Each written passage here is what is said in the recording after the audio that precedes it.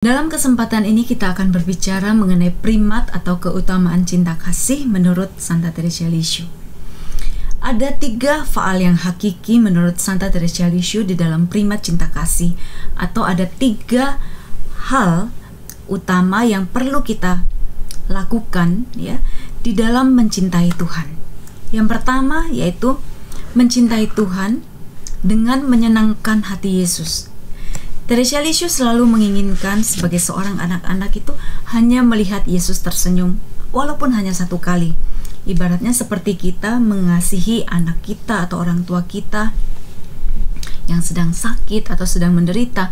Apa yang kita inginkan mungkin hanya melihat dia tersenyum. Demikian Teresa Lisieux juga sangat merindukan bahwa Yesus tersenyum karena dia melakukan satu perbuatan yang baik. Misalnya dia berdoa atau dia mermati raga untuk melakukan silih bagi pendosa. Kenapa? Karena dia tahu bahwa Yesus yang dia kasih itu sangat merindukan jiwa-jiwa untuk bertobat. Oleh sebab itu, Teresa Lisieux mau melakukan tindakan-tindakan untuk menyenangkan hati Yesus. Yang kedua, dia katakan bahwa untuk bisa mengasihi, ya, melakukan keutamaan cinta kasih ini, kita perlu melakukannya dengan cinta kasih yang murni. Cinta kasih yang murni itu seperti apa? Yaitu yang tanpa pamrih sama sekali. Dengan segala kesulitan, dengan segala pengorbanan, Santa Teresa Lisieux mau melakukannya hanya semata-mata demi Yesus, ya. Jadi demikian pula ketika dia pernah memberikan suatu ilustrasi yang sangat menarik bahwa dia ingin seperti mainan bagi kanak-kanak Yesus, seperti bola yang bisa ditendang, dilempar, dimainin, kalau disuka dipeluk. Tapi kalau Yesus bosan bisa disimpan di pojok sana dan mungkin tidak lagi diperhatikan. Jadi betul-betul cinta Teresa Lisieux kepada Yesus itu adalah cinta kasih yang murni, tanpa pamrih sama sekali. Bahkan Teresa Lisieux mengatakan, seandainya pun dia membawa persembahannya, yaitu segala mati raganya, doa-doanya, segala perbuatan baiknya ke hadapan Yesus demi menyenangkan Yesus, dan kemudian Yesus tidak tahu siapa yang melakukan itu, siapa yang mempersembahkan, yang adalah mustahil bahwa Yesus tidak tahu, tapi itu pun Teresa Lisieux mau melakukannya. Dia nggak peduli, walaupun Yesus tidak tahu siapa yang membawa persembahan ini di hadapannya. Ini adalah cinta kasih yang murni.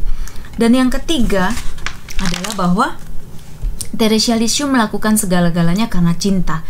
Ini adalah suatu kebenaran, pengajaran yang sangat membebaskan.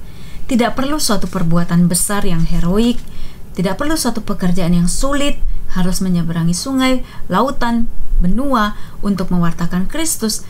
Itu yang menjadi suatu nilai yang besar di hadapan Tuhan. Itu memang punya suatu nilai yang besar kalau kita melakukannya dengan cinta yang besar.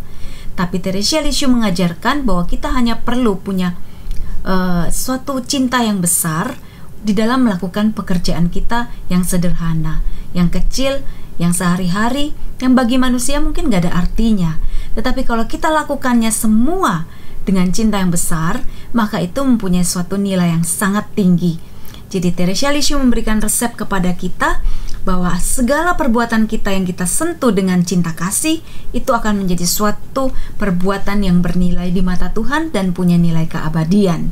Ini adalah 3 faal hakiki di dalam cinta kasih, di dalam primat cinta kasih yang menurut Teresa Lisieux, yang sudah dilakukan oleh Teresa Lisieux dan diuraikan oleh Teresa Lisieux dalam pengajarannya yang terbuka bagi kita semua. Setiap orang yang mungkin hanya di rumah saja, orang yang mungkin tidak dikenal oleh siapapun, jiwa-jiwa yang sederhana yang melakukan pekerjaan yang rutin sederhana setiap hari, itu bisa menjadi suci. Jadi lewat pengajaran Teresa Lisieux ini, kesucian, kekudusan itu terbuka dan dapat diterima, dialami, dilakukan oleh setiap orang yang merindukan surga.